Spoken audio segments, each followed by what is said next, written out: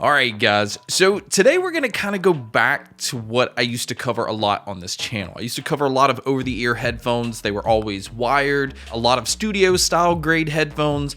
And I know that I've gotten away from that, especially with like true wireless earbuds and wireless headphones like becoming pretty much more popular and have kind of taken over when it comes to like audio related products. But the pair of headphones we're going to check out today, which is the Meory, and actually I think it's Sonic Memory. I don't know. I see that kind of slapped on everything. So we're going to call it Sonic Memory so that I don't screw this up. This is the G50. This is a very inexpensive studio style like reference headphone. It says reference, so do keep that in mind when we talk about the audio, because that is going to be different than what would normally be a casual consumer style headphone. Now, these only come in at $55, so this is a very inexpensive pair of headphones. They also offer like an esports kit, which kind of includes a microphone on the cable, so you could use them for gaming if you want to buy that kit. That only bumps it up to $65, but we're going to talk about just the standard $55 version here. And I do want to start with this because the first question I always ask when I look at a product is this going to be for everyone? And this particular pair is absolutely not going to be for everybody. This is a reference monitor style headphone, so it's more geared towards like studio use or you needing to be able to really pick apart things and hear details. This isn't made to just have everything just elevated in a way for casual listening, but I do believe it also excels at casual listening, which we'll talk about a little bit later. But if you are interested in checking these out, I'll have them linked in the description. They are available in two different colors. I noticed one was like a white creamish color, and then I've got the all black model. I just personally like all black when it comes to headphones because it doesn't show any kind of dirt and things the way that like lighter colors do. And from a design standpoint, the first thing that I noticed about these is it was kind of a mix between Beyerdynamic and Audio-Technica. So like if I was to look at the ATH M50s and then like the Beyerdynamic, pretty much any Beyerdynamic model, they all kind of look the same. It's kind of a mashup of both of these. And on their site, it says that it's inspired by the look of vinyl. So you can see on the outside of the ear cup, there is a vinyl look going around the logo. It's clean. It's simple. There's not like bright colors. There's not logos slapped all over these. From a comfort standpoint, this is a very lightweight pair of headphones. There's not a whole lot of weight here. It doesn't have like a tight clamp force. It is very comfortable to wear, which if you're going to be in a studio with a pair of headphones, you want something that you don't have a lot of weight. You want something you can wear for a long period of time. These definitely do that. The headband does have a little bit of padding. It doesn't have as much as I'm used to with some other studio headphones. And maybe that's just because these are lightweight, that it just doesn't need a whole lot of padding. The ear cups, though, are super soft. And it actually comes with two different sets of ear pads. And the only thing different about them are the inside. So the ones that are on them have a little bit more of a narrower opening, and it's kind of designed more around the size of like what your ear would be. Where the other one is just a complete circle. It's made to just kind of cover everything. And I do like the ear pads that are on them out of the box better than the other pair. And I felt like that's just because it emphasized or it kind of brought out the bass a little bit more. But that's just personal preference. As far as anything else they've included, it does come with like this really just generic looking drawstring bag. That's just if you're going to be traveling with these. But again, I do think these are more geared towards sitting in front of your computer or sitting in a studio. I don't necessarily think that this is an on-the-go headphone because they are only wired. They're not a wireless pair. Most phones do not have a headphone jack, so that kind of limits you to where you would use these. The cable that they've included is a fabric braided cable. Now, one end is proprietary. It plugs into the headphones and just kind of locks in. The other end is a normal 3.5mm headphone jack. So you can plug it into anything. It just has a standard headphone jack. But they've also included a 1/4-inch adapter. So if you're going to plug it into an amp, or if you're going to plug it into like a home theater system, it's nice that that adapter is just included in the box.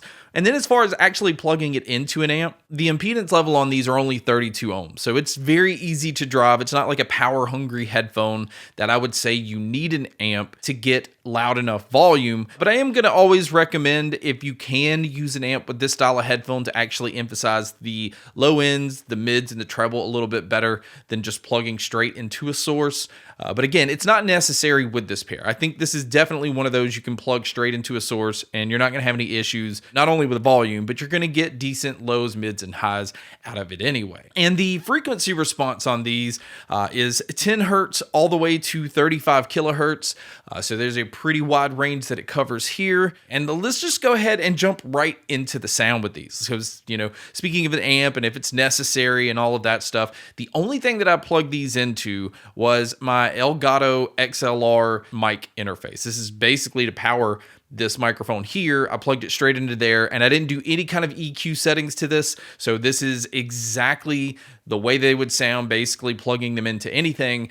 And I was super impressed with the sound quality on these. Now, not from a consumer standpoint. If you are just looking for something to just vibe out and just have the bass overemphasized and have everything just elevated in a way, basically if you're used to that Harman curve, that is where these are going to let you down, because that's not what they're intended for. They are a reference or a monitor style headphone. So I wouldn't say they were flat. I definitely would not say that they're lifeless like some other headphones that I've tested that are labeled like this. There is some emphasis in the low end, but it is super tight. It's not that subwoofer type bass, but it hits pretty accurately and it's pretty fast. So the benefit to that is, obviously, if you're in a studio, you're able to hear everything cleanly. And, each hit of the drum, it picks up accurately and it can move from one hit to the next. It's not just boomy that it just rolls over everything else. That is not an issue that I have with these. Again, it allows the mids to have a really nice presence. I think the mids on these are slightly forward. Vocalists sound absolutely incredible. You can hear a lot of details in like male and female vocalists. You can hear the raspiness in voices, just different notes and changes that vocals go through. You're able to hear all of that. And the treble on these, I kind of expected them to be pretty bright. A lot of reference style headphones to me just have that just overly bright sound. And when the bass is not punchy, that can be very overwhelming. And that's not the case with these either. The treble does have a lot of details, but it never got harsh. It didn't have that sibilant sound with S's. It wasn't ear fatiguing. This is definitely a pair that I could sit there and just listen to for a very long period of time. And then the soundstage and the sound imaging is another thing I was pretty impressed with. Now, this isn't an open sounding headphone like an open back pair of headphones, but for a closed back pair of headphones, they still made me feel like I was in a pretty large room, which I feel like is pretty impressive with a pair like this. And then being able to tell where sounds are coming from, this pair had absolutely no issues with. And another thing I do want to add before I give my, kind of wrap up of this video, another area that these excel in is gaming. If you are a PC gamer or, just whatever gamer in general, plugging this in, it's a very good headset to be able to pick apart where people are coming from, to be able to hear those subtle sounds.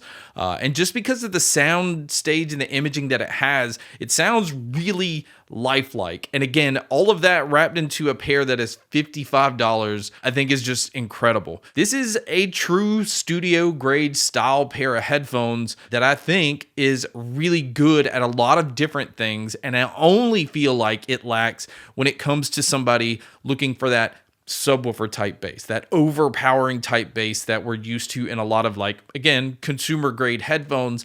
That's not what these are for. But you can plug them into an amp and you can go in and EQ these, and they handle EQing very well. So you can bring out a lot of things in these if you want to, but just the way they're tuned and just the way that they're intended to be used, they just have a very natural, like, lifelike sound. But it's kind of a little more on the detailed side than it is the overemphasized or the colored side, where everything's just elevated a little bit more. That's not what these are for. Again, I'm super impressed at what these are able to do, especially in the fact that you can get them for $55. But guys, that's my video on the Sonic Memory G50s. Thank you so much for checking out this video. Thank you so much for checking out all the other videos. And as always, make sure to stay tuned for more.